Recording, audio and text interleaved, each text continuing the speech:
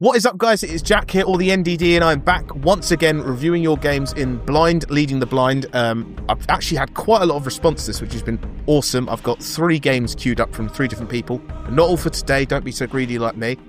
We got a game here from Oliver first. He's a friend of mine. He's been watching me for quite a little while, and he hopped on his account and played, I think, his first game in years, he mentioned to me. So he's currently at 112 ELO, which is just about my standard, which is perfect.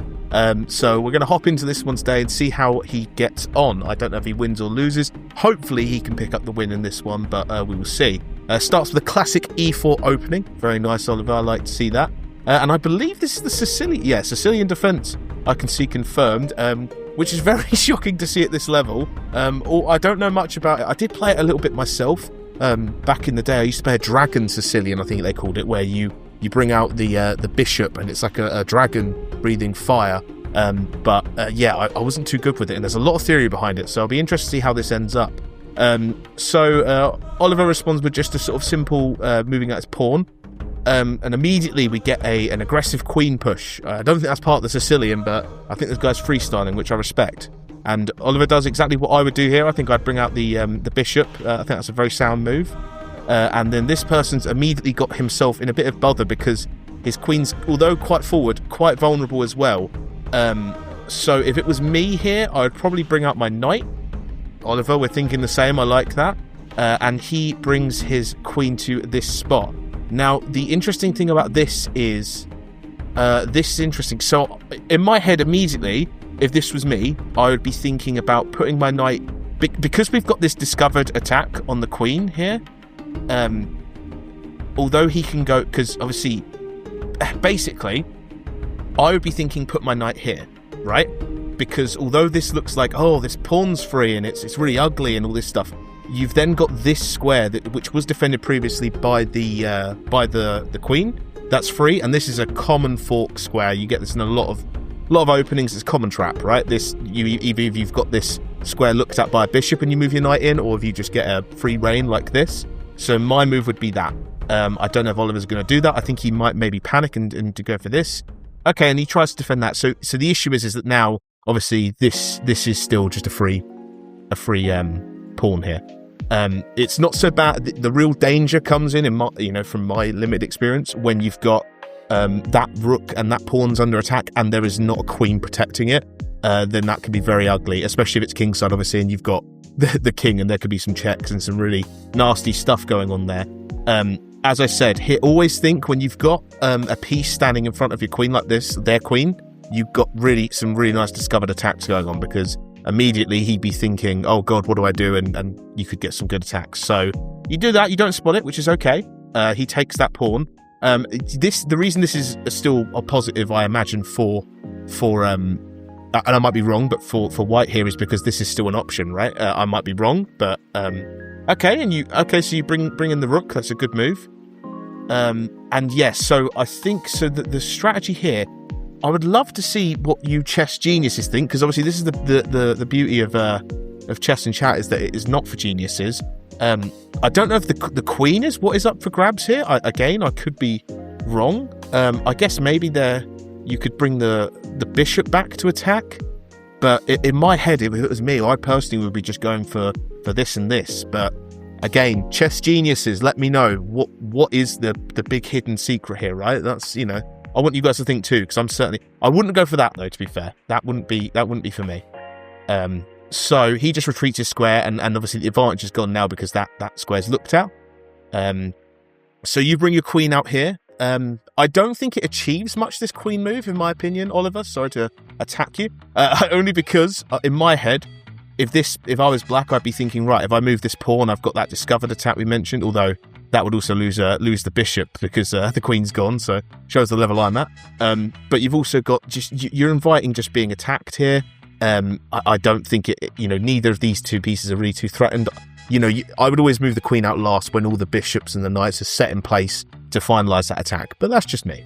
So he develops his knight, he kind of ignores the queen, that's fine. You move your bishop out. Okay, it's a bit of a squished in bishop there, to be fair. I'd maybe look at fianchettoing, basically, possibly, going along here.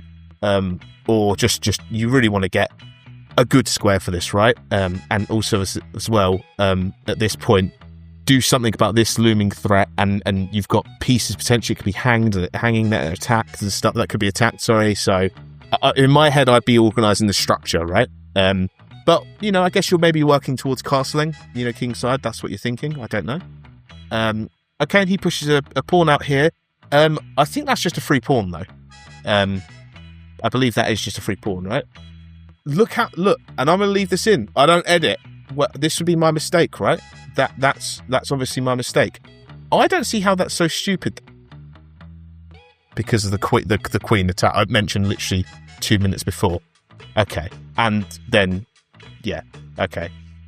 But then this also loses. This is interesting. Okay, so why does this lose here? What is so stupid about this move that I've not seen? Because this is part of the series, is I want to be honest and open with you guys. I'm not some, genius level. This is not the channel for genius level chess. So why is that such an abysmal move? Is it going to be something simple? Is it just because of emu? No, it won't be that. I can't see what the obvious mistake here is. Again, please.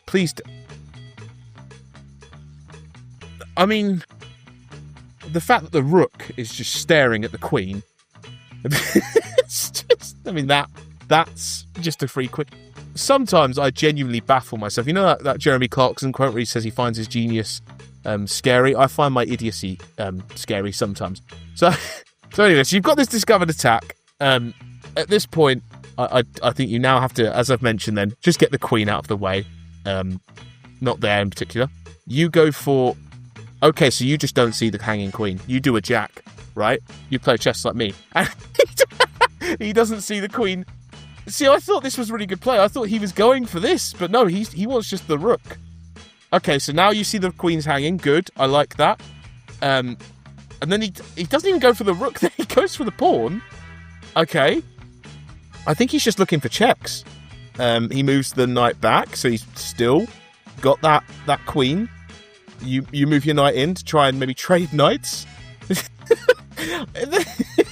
I don't understand why it bounced from like pawn to take the rook there. You've got this hanging. I mean, Oliver, I'm here as well. I'm thinking you can move this piece right at any time, and you can get some really nice discovered attacks going as well. Always remember that, right? When you've got alarm bells should be ringing when you've got potentially something staring down at your piece, and the same when you moved your queen, right? You moved it into a position where one piece that gets moved and is free to move, right? It's not like it's blocked by your piece.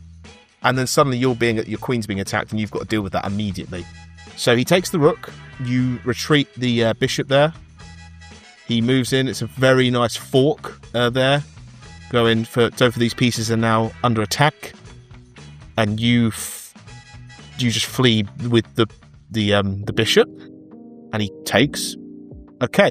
I'm interested to see, Oliver. I don't know what the time was good here, Oliver. I don't know what's going on. I don't know if you were maybe, you were just chilling out. You thought you were playing checkers. I don't know what's going on here, but I think you're just moving some pieces.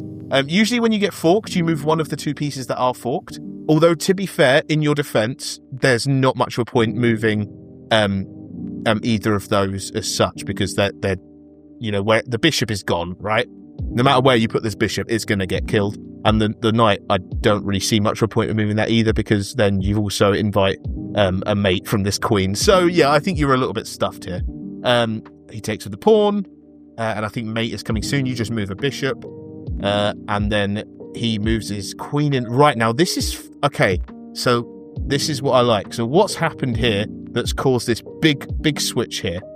Why is it because of the fact that there's this? Is that really what's caused such a big flip? Because surely you can just get away here, is it? Maybe I'm a bit stupid here, guys. I don't know. It happens a lot. Is it that? Is that the strat? I mean, obviously that's a... Oh, I think maybe it's... I'm struggling with this one, actually. I mean, is it just because do you just lead the... Is it to lead the queen out? I'm just confused about what the strategy is here. This one is lost on me, guys. I'm not too sure what the winning strat is. I mean, because you can't take this, because obviously you're just gonna lose your queen right back. Maybe to here. Okay, so It's basically like rerouting, right? And then keep bullying this queen. Keep bullying this king. But again, I'm not a chess genius, guys. So Oliver, don't feel bad about not spotting any of this, because I feel like we're stepping away from what actually happened here. But obviously, in my head, I would just be looking for checks, right? Always look check, captures, and attacks, as they say. And you lined up this really nice attack here. I would go for it and just try and walk the king out and try and get. But again, chess geniuses in the comments, let me know what would be your strat after the moves that I showed you. And obviously, we've got this take here, moving the queen back to here to get that other check. What's the strat long term? How does this really end in a big advantage for white? Let me know. Anyway, so you decide to go with the rook move, and then it's mate in one. Yeah, is it okay? So basically, any piece here, right? You got actually not that one, but you've got. Oh my word! Is it going to be? Okay, so he doesn't spot the mate. Okay, and you retreat again, and then it's still mate. Okay, well, Oliver, I appreciate you sending in the game, because again, look at the mistakes that I made just commenting, right? I don't do these for they're not even that funny, right? I leave these in on purpose because I'm going to show you guys that anyone can sound like they know what they're talking about with chess. But you're only going to get better by playing and making the mistakes and being open about the mistakes. I don't really care if you guys think I'm awful at chess. I don't mind that. I am awful at chess. But I do have fun playing it, which a lot of pros can't even say, right? With how they seem to enjoy the game.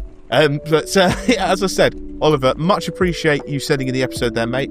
For me, I would say if you were interested in playing a bit more chess, I would just look at a simple opening. You know, as I said, London's always a good one, but just something simple. Don't stress too much about, you know, theory. Have a bit more fun and just think of those simple tactics, like, you know, moving your piece out the way to attack queens and stuff, and don't move your queen out too early. I think you'd be in a good stead. But thank you very much, Oliver, for sending in the game. I do appreciate that. If you want me to review your game, I don't care what level you are, I will review it for you. I don't know how much commentary I will add, obviously, as you can tell, but if you want me to have a look at it and you're certainly proud of it, let me know. I've got 2 more games to review today. I'm going to try and get them recorded, but I'll add them to the queue if you do send them in. But yeah, other than that, guys, have a lovely rest of your day and take care, everybody.